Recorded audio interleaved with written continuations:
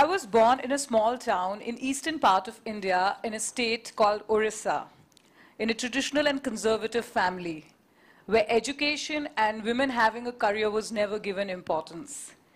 When I was 9 years old, my mother decided to send my older sister and me to one of the best boarding schools in the country.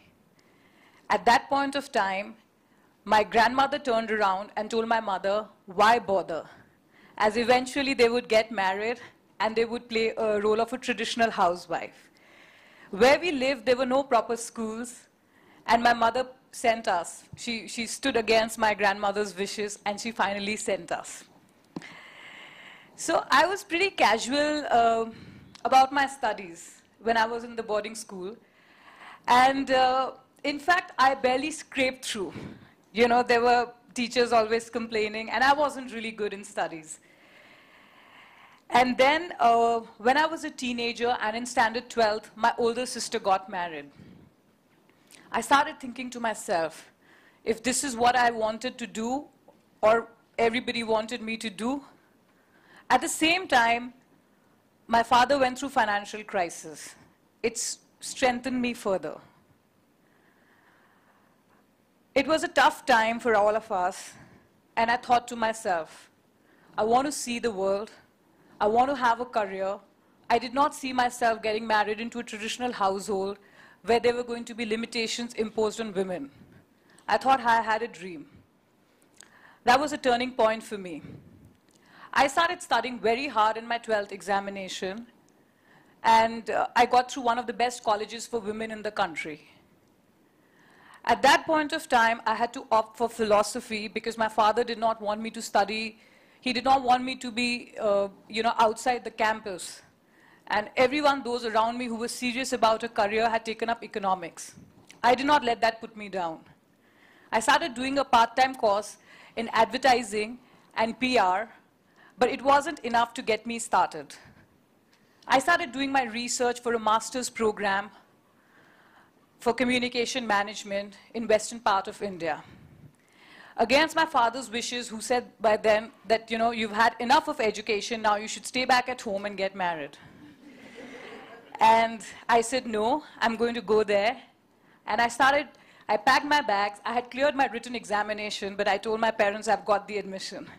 I reached Pune, and there I was in for a shock. My admissions director turns around and tells me, even though you're good and you've cleared a written examination, I'd rather not give you a seat. I said, why? He said, because you belong to a traditional household, and you would ditch a career in the middle of a course and get married.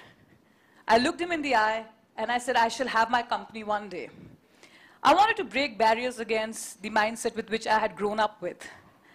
I think he saw the deep resolve in my eyes and determination, and he finally gave me the seat. I did pretty well. I got awards as a best PR student, and I also got placed in one of the top PR agencies in India. I was moving into the city of dreams, Mumbai. I was very happy. Few months down the line, I did not enjoy what I was doing. And my friends and my colleagues in my organization made me believe, and I started believing them, that I was in the wrong profession. They asked me to put in my papers. It was a tough time. It was a low point, I would say, in my life. I could not go back home because I had come against my father's wishes. I had no money, no job, hardly any experience. So I thought, let me start my company. I have nothing to lose. If it doesn't work out, maybe in a few months, I would go back to a job. I started with a charity run for underprivileged kids in the area of sports, but which obviously gave me no money. But it was a good experience. I think I was fearless, with passion, perseverance, no experience, zero capital. I was all of 23 years old, and my company, Process Communication, was born. I remember in the beginning, we used to just have one computer. We used to sit one chair after the other, as if we were in a bus, taking turns to use the computer. We hired interns in the first year of operation to keep costs low. It's been a great journey. Today we have offices in 2 major cities in India, Mumbai and New Delhi. I have a team size of 40 people, and we've worked with the top international luxury, fashion, retail, government clients, not just in India, but worldwide. I think if you want something from within, and you want it badly enough, it would happen. And don't let anyone tell you otherwise. As my mom once said, don't let anyone ever break your spirit. You have to have the belief in yourself. 2011 was a great year for me. That's one of my teams in one of my offices in India. That's my life partner. He's here with me. I got selected by the US Embassy in India for a Fortune mentorship program. It taught me about leadership. It connected me to Fortune 500 companies. And it also imbibed in me the concept of pay it forward. I met stalwarts like Warren Buffett, Sheryl Sandberg, Indra Nooyi, Susan Chambers, Molly Ashby, Sherry Rollin Weston, and they inspired me and they motivated me that I could be a Fortune 500 company one day. The humility which they showed, and they imbibed in me how each person can pay it forward. That was a learning lesson. I came back to my country and something within me had changed. I felt one side motivated me and inspired me to be an international company one day, and on the other hand, I could see 2 Indias. The India which I saw every day, yet never saw. The underprivileged one, and the layers within. I wanted to do something. I thought, in my journey of 10 years, I've got so much, but there's very little I've given it back. I tried to pay it forward in my own small way. I did mentoring walks, I've mentored a few people, but that's not been enough. And while doing my research last year, I came across the story of Amita Devi.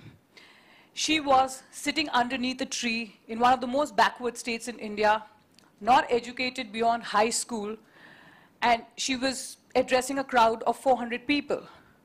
She was fielding questions on road repair to women's education, and I thought, here was a woman who was addressing a crowd, not being educated, and she was one of the 1.2 million representatives of rural women in India.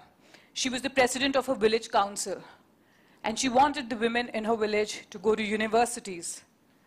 I was like, that is change. That is inclusive change. Today, all of us who's sitting here have been very, very privileged because we've been very well educated. And I think it's our turn to pay it forward because we are the women who should lead and pay it forward because the inclusive change and the ripple effect which it would create in society would be great. It's like a chain reaction. Find those women around you, invest in the leadership capital, and pay it forward. It happened with me. In my journey, many people guided me, mentored me. Whether it was Fortune or the Dell Entrepreneur Network, where the theme was also paid forward, I thought if in our way, we all have the ability to positively impact of those around us. So I'd just like to leave everyone with a thought. As Gandhi said, be the change you want to see in the world. Thank you.